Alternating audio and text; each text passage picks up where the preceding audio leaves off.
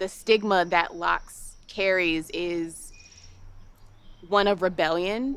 And so it's something that eventually you become very proud of. It definitely is a mental, emotional journey. Locks are one of the ways that we decolonize ourselves. Our image of what beauty actually is just a social construct. Locks are just one of those ways where you can just choose to opt out of that system. My locks represent freedom, but also like nonconformity. To be able to kind of live in this world, be successful in this world, regardless of, social norms or regardless of what people say about long hair in professional settings. It's an independence type of thing that you're not going with the norm, because when I started doing them, people weren't really into doing the locks back in the day. Even as a producer, and me being in the music industry as an agent, was very different for me to have my hair be the subject all the time. What it's taught me actually is that it's important that you find your own identity. So if it's locks, if it is a press and curl, that's you. But the locks, it kind of empowered me in a sense. Locks are interesting. I learned that, sometimes locks look better on the days, when you just don't have complete control over them. The day you get them done, they're beautiful, of course, and the days following, they're beautiful, and then you take them down and you might just let them relax.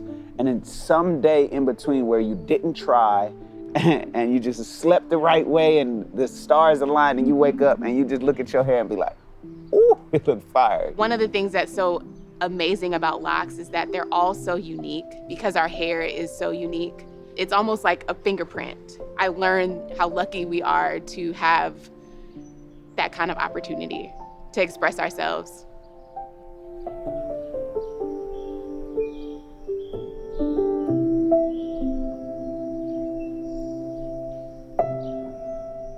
I feel like I found myself a lot through my hair. Not that my hair is my full identity, but it is a big part of it. Before I had locks, I was always so anxious about how I looked, what I wanted to do with my hair, how I would style myself. But now that I have my locks and I'm seeing the growth every day and I'm taking care of them how I want to, I wake up every day happy with how I look in the mirror. So my lock journey started a while ago in the Virgin Islands. It was a little bit hard for me, I'm not going to lie, because growing up Adventist, my parents were very much so oh, if you have locks, you're a Rastafarian, therefore you're not Adventist. And that is what kept me from having locks. But I said, you know what, I'm just gonna go for it and do it. Being completely honest, watching Black Panther and seeing Killmonger, it was dope.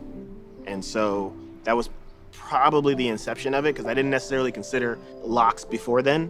I have two boys who both have locks, and I recognize that their journey, because of the hair choice that they have made, that we've made with them, that's gonna affect and impact how they grow up and how people perceive them. Something that I would want them to know about themselves as it relates to their hair is just to have pride in who they are.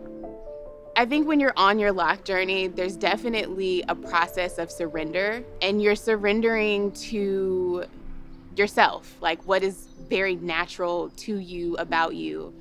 And I think from a very young age, particularly girls, are taught and trained to conform and to be in control of particularly our hair.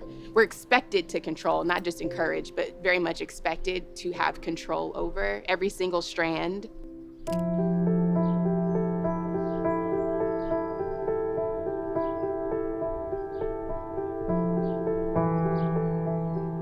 It's becoming more of a norm. It's not seen as a stereotypical thing, you have to be this type of person to have locks.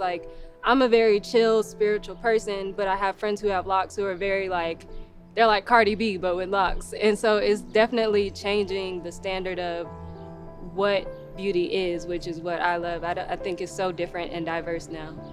I just love the Blackness surrounding them, especially, you can walk into a room full of Black people, and that nod that you usually give to Black people on the street, you would give to everybody in the room with locks. So it's like a cool way to connect with other Black people, but especially there's like a whole lock community in and of itself. And that's the coolest part. You just get to tap into it, and just by having it, you're already in that community. I feel like when we pull up to like a family function and I just look around at everybody with locks and I just see lions, you know? Like, it's just a representation of how strong I know them to be. We were strong prior to having locks, but just to have that plus a symbol of this journey that we've all been through. Over time, I started setting goals for myself. So I was like, I wanted to get down to my collars, you know? Then I wanted to get down to right here. Then I wanted to get down to right here. And finally I was like, when I can reach it from the back, then I'll know it's long.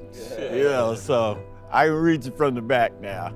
I guess that's kind of one thing that I've learned to do is just, you know, accept me, accept my hair, accept, you know, it in its natural form.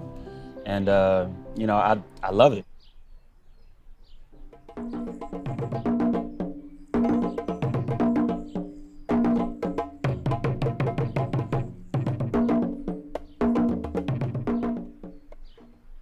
Locs could talk, they'd say a bunch. I mean, they'd say how fun life can be, how hard life can be, and how you can get through both sides, you know, no matter what. They would tell me to keep doing what I'm doing, you know, keep trusting myself and not to put too much emphasis on what other people have to say, and don't give up on me, is what they would tell me, I think. I think my locks are always and would continue to affirm my beauty, my strength, my evolution, my healing, and continue to be an example of all of those things. If my locks could talk, they would just say, you know, you are you, I'm Callum. They would just claim me. If my locks could talk, they would definitely say, trust yourself, know yourself, love yourself, and don't be afraid to get out of your comfort zone.